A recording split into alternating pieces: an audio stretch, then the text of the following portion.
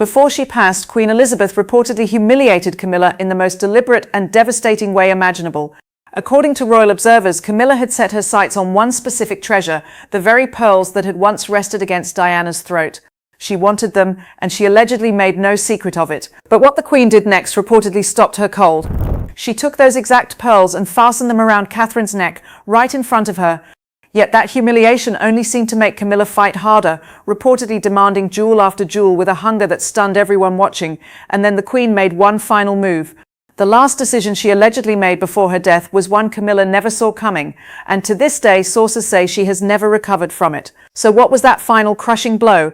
Stay with me, because this story runs far deeper than diamonds. It reportedly began the moment Catherine stepped into that chapel. It was April 2021, and the royal family had gathered at St. George's Chapel in Windsor to lay Prince Philip to rest. The entire planet was watching.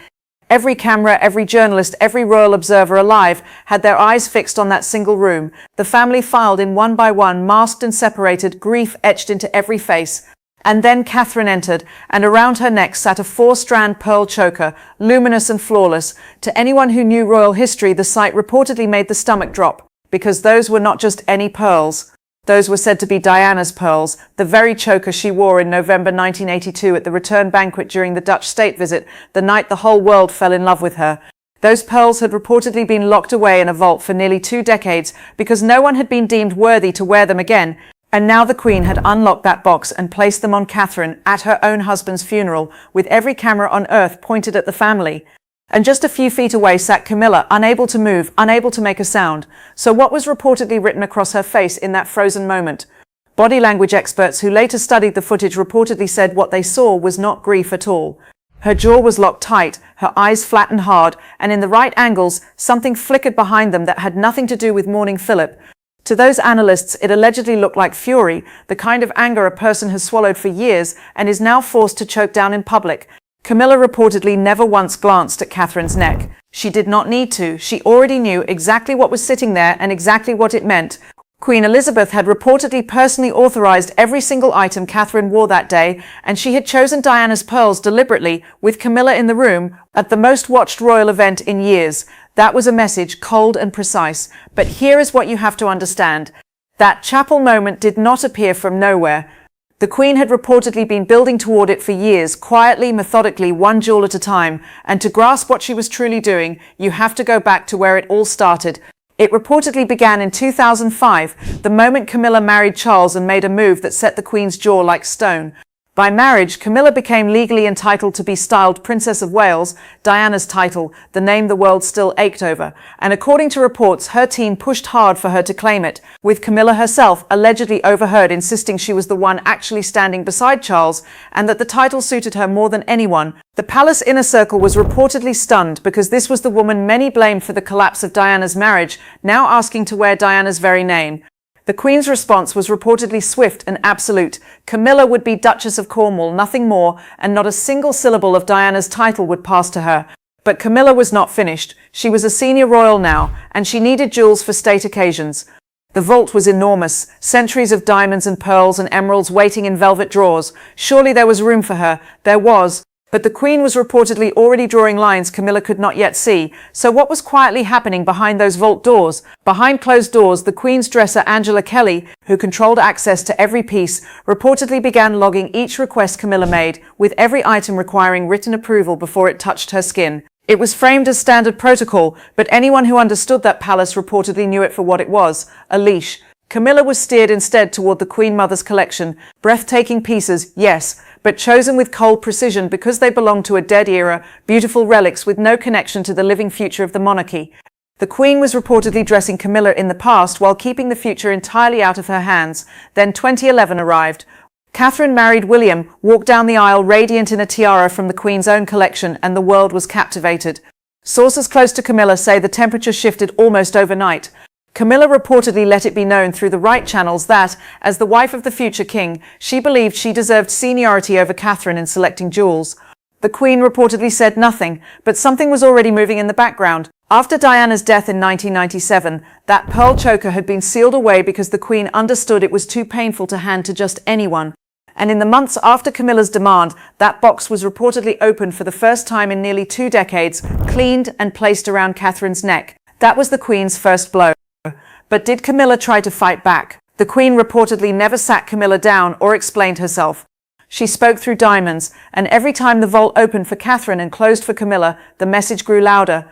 To understand the weight of it, you have to know that the royal collection is no pile of accessories. Each piece carries centuries of memory, and the greatest pieces carry the visual identity of the monarchy itself. The most valuable of all is reportedly the Nizam of Hyderabad necklace, a Cartier masterpiece of geometric diamonds given to the Queen in 1947 and worn in the defining portraits of her reign, images that ended up on currency and stamps worldwide.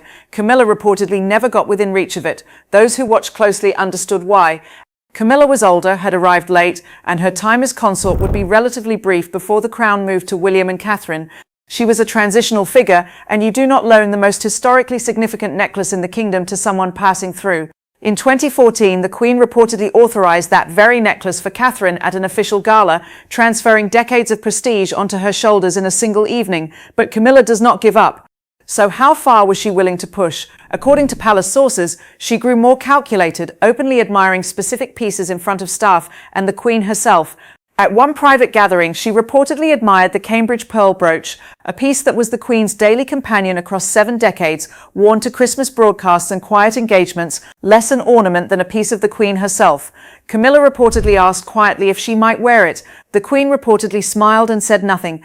And the following year that brooch went to Catherine, not for a state occasion, but for her and William's first official joint portrait, unveiled in 2022, the most distributed image of the next generation.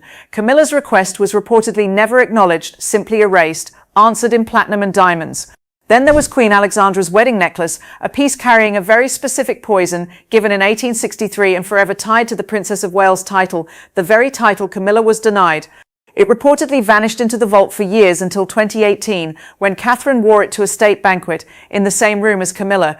The Queen reportedly did not need a single word that night. By this point, Camilla knew something had been decided without her, and so she reportedly went to Charles. Whether she pushed him or he saw it himself, Charles reportedly began advocating for Camilla to receive greater recognition through the vault. And here is what the Queen reportedly did. Every single time Charles pushed for Camilla, she elevated Catherine instead, handing her something bigger, more historic, planting her deeper into the monarchy's legacy. Camilla gained nothing. Catherine gained everything, and Charles reportedly learned, slowly and painfully, that this was a war he could not win against his own mother. But the grand necklaces were only the visible wounds. The deepest cuts were reportedly the quiet, personal pieces, the ones built from love. There are jewels that speak to governments and jewels that speak straight to the heart, and the Queen reportedly guarded the second kind far more fiercely. Nothing reportedly cut deeper than the Edinburgh wedding bracelet. To understand why, you have to know its origin. Prince Philip's mother, Princess Alice, lived one of the most heartbreaking lives in royal history, declared unwell by doctors who misunderstood her, separated from her children, and spending her final years in a nun's habit, having given up everything material. When Philip was about to marry the future queen, he reportedly dismantled his mother's tiara and had the diamonds reset into a bracelet, a wedding gift, a piece of his broken, deeply loved mother transformed into something his bride could carry every day.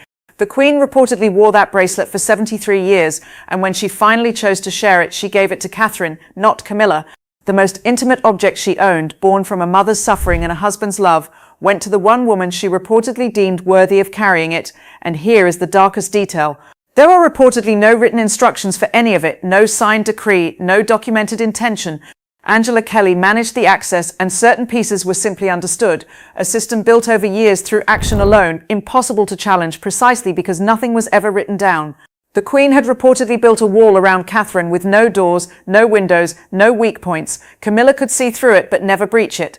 Then on September 8, 2022, Queen Elizabeth took her last breath at Balmoral, and every lock in that vault changed hands overnight.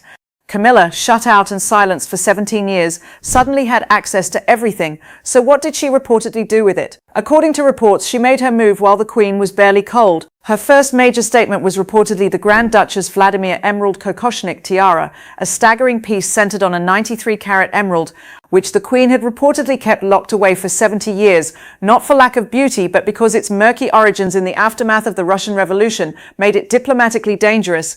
Camilla reportedly wore it to a major reception at Windsor in late 2025, and within hours commentators were raising the exact uncomfortable questions the Queen had spent decades avoiding. She had not revived a masterpiece. She had reportedly torn down the careful mystery protecting it. Then, in March 2026, at a state banquet for the Nigerian president, she reportedly arrived stacked in the late Queen's personal Cartier bracelets beneath a towering sapphire tiara, displaying every piece like a conquest. And then Catherine arrived wearing just one, the lover's knot, the heavy diamond and pearl tiara that Diana once wore despite the headaches it gave her. The one the Queen had reportedly made certain went to Catherine. Catherine did not need to stack anything. The room reportedly felt the weight of Diana's memory and the Queen's endorsement arrive all at once, and every camera turned away from Camilla. Because here is the truth this whole story builds toward. There was one thing Camilla could never pull from that vault, not even with the Queen gone and every drawer open.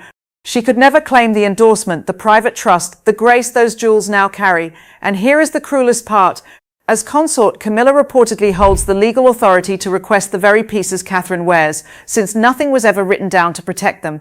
She could technically ask for the lover's knot, the pearl choker, the Edinburgh bracelet, and there is nothing on paper to stop her. But she reportedly won't, and deep down she knows why. Taking them would not hand her the Queen's legacy.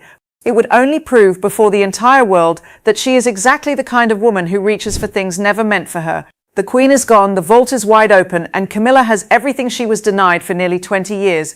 And she's still lost, because the jewels were never truly about the jewels. They were about what Queen Elizabeth saw when she looked at these two women, and the choice she reportedly made about who would carry her forward, a choice she made a very long time ago. So was this the Queen's final deliberate verdict on the future of the monarchy, or simply the way history remembers it? Tell me what you think in the comments, and if you want the next chapter of this unfolding story, stay close. This is Royal Pulse, where whispers around the crown come to light.